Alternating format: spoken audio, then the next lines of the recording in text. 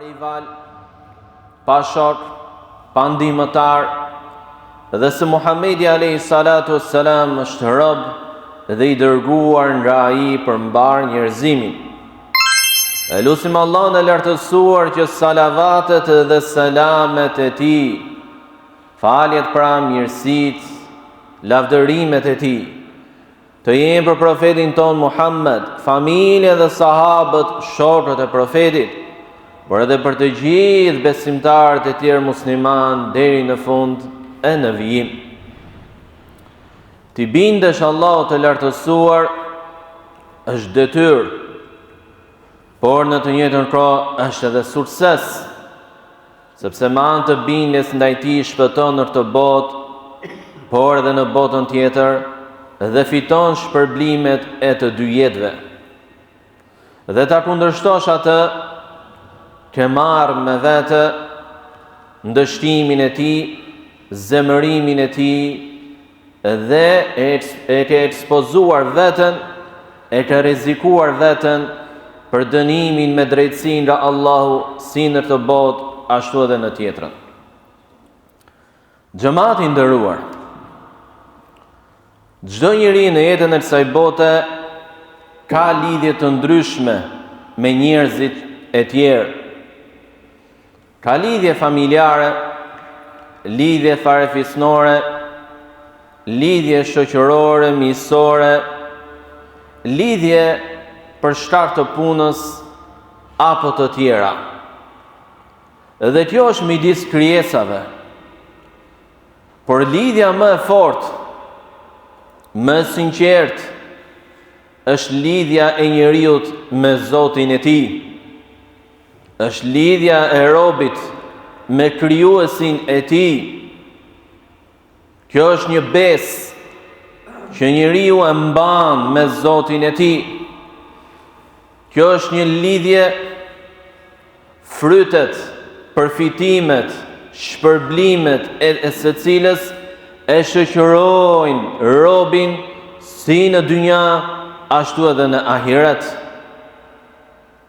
Ai që e mban lidhjen me Allahun, do të thotë se në çdo situatë, në çdo gjendje, ai është me Zotin e tij, në vetmi apo në publik, në shëndet apo në sëmundje, në dështim apo në sukses. Dhe kush e mban lidhjen me Allahun, ta di se kjo është një lidhje që nuk kërputet kurrë, dhe askush nuk ka mundësi ta kërpus këtë lidhje me ty, të lidhje që ke me Zotin tënd, vetëse nëse vetë njeriu devijon dhe e le atë të zbehet derisa kërputet. Prandaj lidhja e njeriut me Allahun është detyrë në radhë të parë, sepse çdo njeri ka nevojë për Zotin e tij.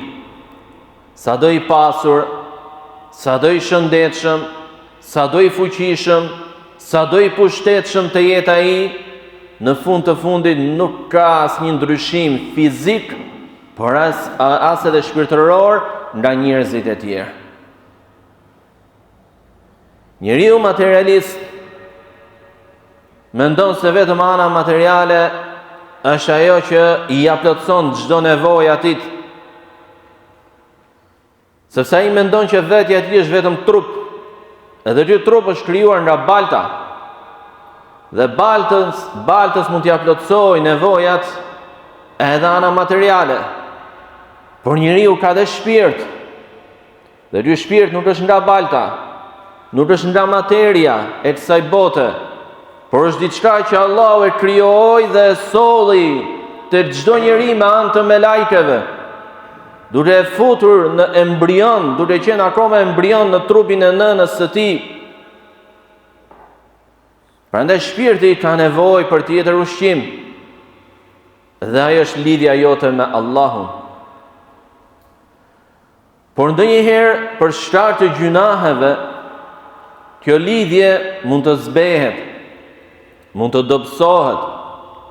Prandaj thot profeti alayhi salatu wassalam, inna li imana la yakhluqu fi jawfi ahadikum kama yakhluqu ath-thawb fas'alu Allah ta'ala an yujaddida al-imana fi qulubikum.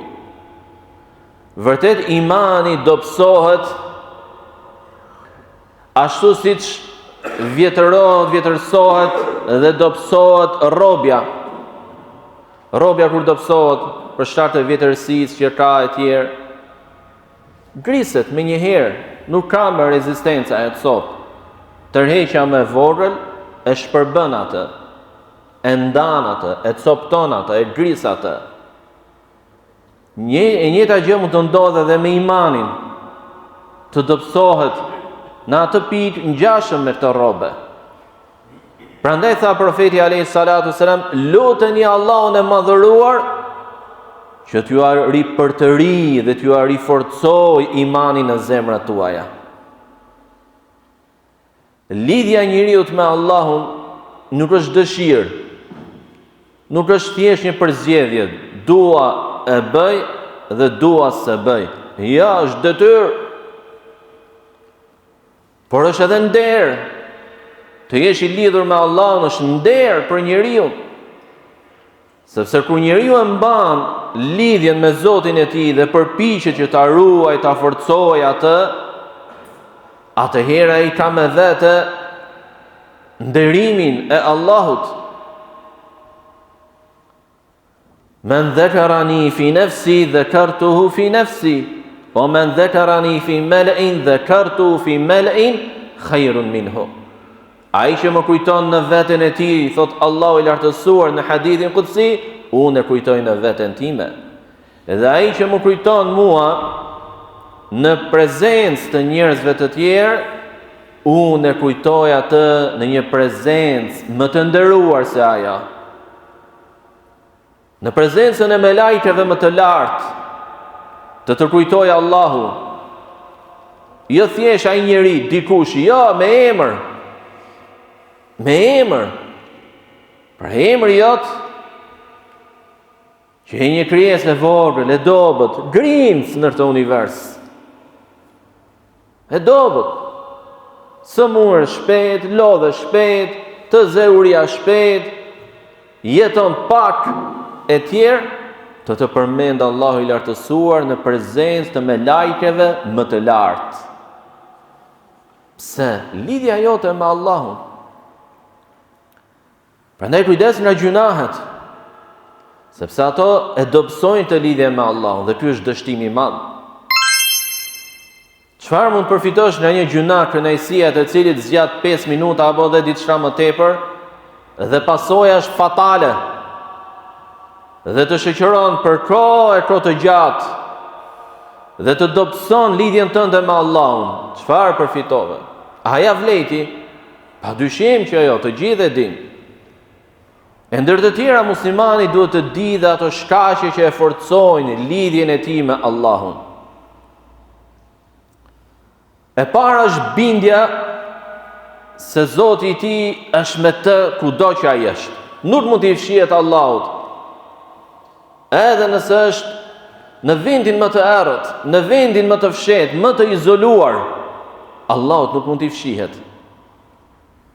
Ja bunayya in takum mithqala habatin min khardalin fatakun fi sakhra aw fi as-samawati aw fi al-ard yati biha Allah inna Allaha latifun khabir. O djali im, kur i tha Lukmani djalit e tij, o djali im, dije se nëse ajo vepër, pra qoftë e mirë apo e keqe, është sa korkëra e sinapit, pra sa një korkër elbi apo gruri, e vogël, dhe është e fshehur në ndonjë shkëmb, apo diku në tokë, apo në qiell, diku në këtë univers, është e fshehur, ajo korkër e vogël. Allahu do ta sjellë atë. Allahu do ta sjellë atë. Dhe thot në fund të ajetit Allahu i lartësuar, vërtet Allahu është hollësisht i njohur dhe i dijshëm për çdo gjë. Alam ya'lam bi anna Allaha yara, a nuk e di ai se Allahu është sheh? Të sheh kudo që t'jesh. të dëgjon çfarëdo që të thuash, e di edhe mendimin tënd. Çështja e dytë që të ndihmon ta forcosh lidhjen me Allahun është kujtimi, mësimi i emrave të bukur dhe cilësive të përkryera të Allahut të lartësuar. Kur ti e di se Allah është mbikëqyrësi i çdo kujt, zotron gjithçka, sheh gjithçka, dëgjon gjithçka, njeh gjithçka, asgjë s'është e fshehtë për të, asgjë s'është e padurshme për të, asgjë s'është e panjohur për të, asgjë s'është e rëndë dhe e vështirë për të. Krijimi i universit nuk është më i madh dhe as më i rëndë për të se sa krijimi i milionës. Jo, nuk ka krahasime të tilla për Allahun e lartësuar. Tek ai çdo gjë është e lehtë. Çdo gjë është e lehtë. Si krijimi i universit, si krijimi i 1 milion apo një krokrrizë rëre, e njëjtë është tek ai. Sepse është i plot fuqishmi. Dhe kur ti mediton rreth këtyre emrave dhe cilësive të përkryera të Allahut, se si ai është në më të lartën lartësi, e megjithatë e njeh çdo gjë që bën, e di çdo gjë që bën, që thua e tjerë, atëherë lidhja jote me Allahun do të përmirësohet, do të forcohet. Zemra jote do të mbushet me madhërim për të, me frikë respekt për të, me dashuri për të. Tjetër çështje është ta përmendësh Allahun, dhikri. Përmendja shpesh e Allahut e forcon lidhjen tënde me Allahun. Edhe përmendja shpesh e Allahut tregon dashuri për të. Kur dikush e do dikën, a nuk e përmend ai shpesh? Në çdo bisedë, edhe kur nuk ka lidhje, do e marrë, do e fusi në atë bisedë emrin e tij. Nga dashuria që ka për të. E si mund të jetë kur bëhet fjalë për dashurinë për krijuesin, për atë që na solli nga mos ekzistenca në ekzistencë, na krijoi në këtë mënyrë të përsosur, na ushqen çdo grimc, çdo thërrime që ham është mirësi prej tij, çdo piqë ujë është mirësi prej tij, çdo sekond shëndetje është mirësi prej tij. Fadhkuruni adhkurkum. Më kujtoni mua, unë do t'ju kujtoj juve. Do që Allahu i lartësuar të kujtoj dhe që kjo lidhja jote me Allahun të forcohet dhe afërsia jote me Allahun të bëhet më e madhe, më kujtoni mua, unë do t'ju kujtoj juve.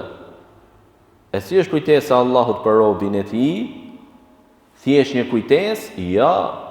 Është ndihmë, është falje gjunafesh, është mëshirë, është dashuri, është dhurata, begati, mirësi për të, dalje nga vështirësitë, shërim nga sëmundjet, ngritje nga dështimet e tjerë. Leximi i Kuranit, një tjetër shkak që e forcon lidhjen tënde me Allahun, dhe Kurani është fjala e Allahut të lartësuar. Thot profeti alayhi salatu wassalam në një hadith të tij, ahlul Quran, ahlullahi wa khasatu. Njerëzit apo të afërtit me Kur'anin janë të afërtit me Allahun dhe të veçantët tek ai. Të afërtit me Kur'anin, pra që e lexojnë, e mësojnë, përpiqen ta kuptojnë, e zbatojnë atë, janë të afërt me Allahun. Edhe ndër njerëzit më të veçantë tek Allahu. Leximi i Kur'anit, shfletimi i tij, meditimin atë etj etj. Aqulu qawli hadha wa astaghfirullaha li wa lakum wa lisa'iril mu'minina min kulli dhanb fastaghfiru innahu huwal ghafurur rahim. Alhamdulillahi rabbil alamin wal aqibatu lil muttaqin wala udwana illa ala adh-dhalimin wassalatu wassalamu ala ashrafil mursalin nabiyina Muhammad wa ala alihi wa sahbihi wa man tabi'ahum bi ihsanin ila yawmiddin. Ajo që mund të përmendim në të pjesë të dytë të hutbes së xumas ka të bëjë me këtë festë të çuditshme, as pak të natyrshme për natyrën e njeriut, as pak edukative, dhe që është festa e Halloweenit, një fjalë e huaj. Ne nuk do t'i hyjmë historinë të kësaj feste e tjerë, sepse mjafton për ne që kjo festë është ndaluar në Islam, dhe se muslimani ka dy festa, dhe se festat e muslimanit nuk janë festa që i kanë sajuar njerëzit, por janë festa që Allahu i lartësuar i zgjodhi për ne. Muslimani duhet ta ruaj veten e tij dhe fëmijët nga kjo festë, edhe pse shumica e njerëzve mund t'i bëjë. Ne nuk pasojmë njerëzit, ne ndjekim kënaqësinë e Allahut. Kjo festë në të cilën njerëzit shëmtojnë fëmijët e tyre, ndërkohë që Allahu natyrën dhe fizikun e fëmijëve krijoi të bukur, të pastër, prindër me duart e veta i shëmtojnë këta fëmijë. Festë e cila nuk sjell dhe nuk përcjell asnjë mesazh edukativ dhe pozitiv tek fëmijët. A nuk mjafton për fëmijët tanë në këtë vend të mbushur me zullum? Kjo ligjësi e madhe që i rrethon, kjo padrejtësi e madhe që i rrethon, kjo pasiguri e madhe që i rrethon, a nuk mjafton kjo gjë si mbi ngarkesë për fëmijët tanë? Pse me duart tona, pse me duart e tyre prindërit i orientojnë fëmijët drejt veseve, festave të tilla? Kullukum mas'ulun wa kullukum mas'ulun an ra'iyatihi. Të gjithë ju jeni përgjegjës, thot profeti alayhi salatu wasalam. Dhe çdo kush është përgjegjës për kopën e tij, për njerëzit që i pati nën autoritetin dhe përgjegjësinë e tij. Qu anfusakum wa ahlikum nara, thot Allahu i lartësuar. Ruajini vetët tuaja dhe familjet tuaja nga zjarri. Prandaj prindi musliman duhet të jetë i mençur. Nuk duhet të toleroj dhe nuk duhet të neglizhoj veset negative, sepse sot fillohet me pak dhe nesër zmadhohet dhe përfundon më shumë. Ashtu si zjarri që fillon me shkarpa dhe më vonë kërkon drunj të mëdhenj, edhe veset shtu fillojnë, edhe ligjësia shtu fillon. Prandaj t'i ruajmë fëmijët tanë. Ti këshillojmë ata, tu asqarojmë atyre në mënyrë më të bukur, sepse shohim moshatarët e tyre, mund të jenë në një moshë që nuk kuptojnë. Ne ja asqarojmë, përpiqemi t'ia zëvendësojmë me diçka tjetër, me një argëtim tjetër. Pra si mos lejojmë që të ndikojë, të ngulitet në natyrën e tyre, në karakterin e tyre, në moralin e tyre, festa ku shpërfytyrohet fëmia, ku kërkohet të shpërfytyrohet natyra e tij. E lutim Allahun Azza wa Jall na ruaj neve dhe fëmijët tanë nga çdo lig dhe nga çdo ligësi dhe çdo i lig. E lutim Allahun e madhëruar t'i falë gabimet tona, na bëj neve prej banorëve të xhenetit, t'i pranoj veprat tona të mira, na ruaj nga dënimi i zjarrit, na japi neve mirësi në këtë botë dhe në botën tjetër, na japi neve shëndet, falje nga gjunahet tona. E lutim Allahun e madhëruar të zbresë mbi këtë vend dhe mbi të gjithë vendet e muslimanëve paqe, mirësi, mirëqenie, begati, unitet prej tij. E lutim Allahun e madhëruar t'i mëshiroj të vdekurit tanë, t'i shëroj të sëmurët tanë, t'i ndihmoj nevojtarët prej nesh, t'i furnizoj të varfërit nga ne. Allahumma salli ala Muhammedin wa ala ali Muhammed, kama sallaita ala Ibrahim wa ala ali Ibrahim innaka Hamidun Majid. وبارك على محمد وعلى آل محمد كما باركت على إبراهيم وعلى آل إبراهيم إنك حميد مجيد وأقيموا الصلاة